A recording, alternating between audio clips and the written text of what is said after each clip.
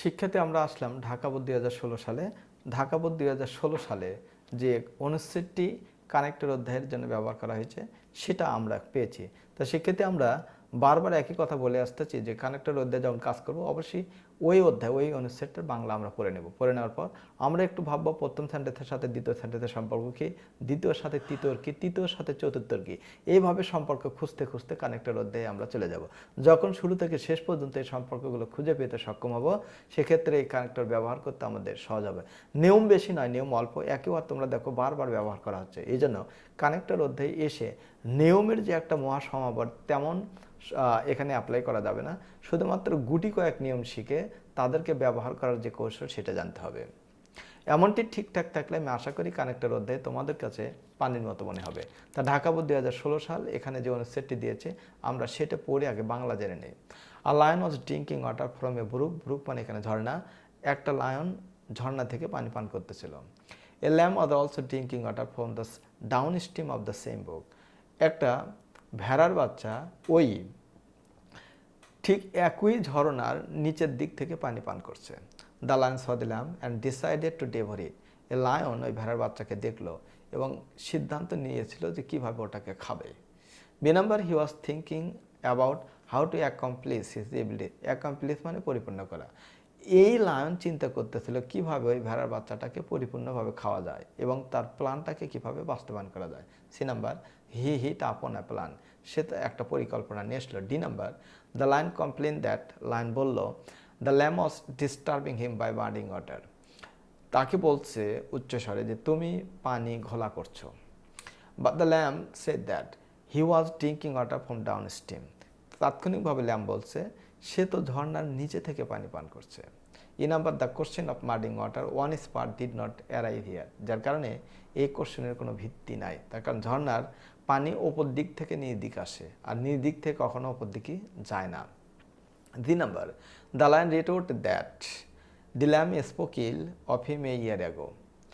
এই লায়ন বলছে যে তুমি 1 বছর আগে আমাকে গাল দিয়েছিলা।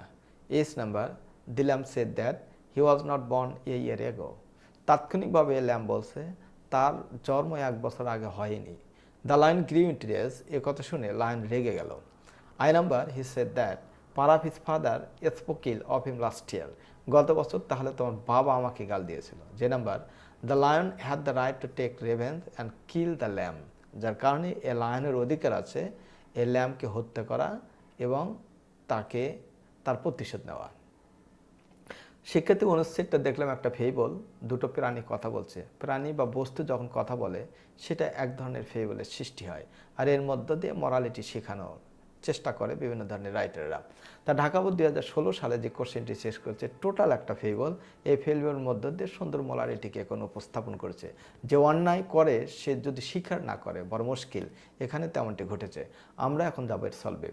আর lion was drinking water from a brook. একটা লায়ন একটা ঝর্ণা থেকে পানি পান করছে। ঠিক একই গতিতে a lamb was also drinking water from the down stream of the same brook. এক্ষেত্রে আমরা at the same time similarly এটা ব্যবহার করতে পারি। তা আমি ব্যবহার করেছি অ্যাট দ্য সেম টাইম। তোমরা যদি ইচ্ছা করো সিমিলারলি ব্যবহার করতে পারবা। অনেক সময় অনেকে বলে এখানে হয়লেও ব্যবহার করা যায়। The lion saw the lamb and decided to devour it. Devour মানে খাওয়া। লায়ন ল্যাম্পকে দেখেছে এবং সিদ্ধান্ত নিয়েছিল কীভাবে খাওয়া যায়। B number, he was thinking about how to accomplish his evil designs. এরপর এরপরে ভাবছে মানে যেহেতু সিদ্ধান্ত নিয়েছে তাকে খাবে তারপরেই না সে ভাবতেছে কীভাবে এটাকে ডিজাইনে আনা যায়। সি নাম্বার, সো হিট আপন এ প্ল্যান। যার কারণে সে একটা পরিকল্পনা নিয়ে এসলো। D number, the lion complete that accordingly. তার মানে ওই পরিকল্পনা অনুসারে the lion complain that the lamb was disturbing him by muddying water.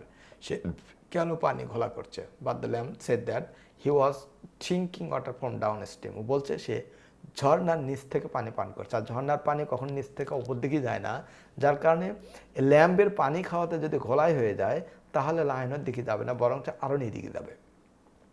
E number, যার কারণে the question of muddying water on spot did not arrive here. এ জাতীয় কোশ্চেনের কোনো ভিত্তি থাকলো না। এফ নাম্বারে আমরা ঘিরেছি। ই নাম্বারে আমরা দাঁত ব্যবহার করেছি। ফর দিস সিজন ব্যবহার করতে পারবো এটা। F number, the lamb argued that it was the lion that was muddying the water for him as he was drinking water up stream. Lion তাৎক্ষণিকভাবে বলছে, মোরহাবার একটু যুক্ত করেছে এটা সেই লায়ন যে পানি ঘোলা করছে। যদি এই জাতীয় কোশ্চেন উত্থাপন করে তাহলে ল্যাম উপস্থাপন করতে পারবে, তার কারণ লায়ন উপরে থেকে পানি পান করছে ঝর্ণার, আর ঘোলা পানিগুলো নিদিকে আসছে। G number, the lion retorted that the lamb spoke ill of him a year ago. যখন কোনো টপিক থেকে অন্যদিকে চলে যায় তখন সেটাকে নেগেটিভ সেন্স বলা হয়, যার কারণে আমরা এখানে দেখছি যে লায়ন বলছে তুমি 1 বছর আগে আমাকে গাল দিয়েছিলে।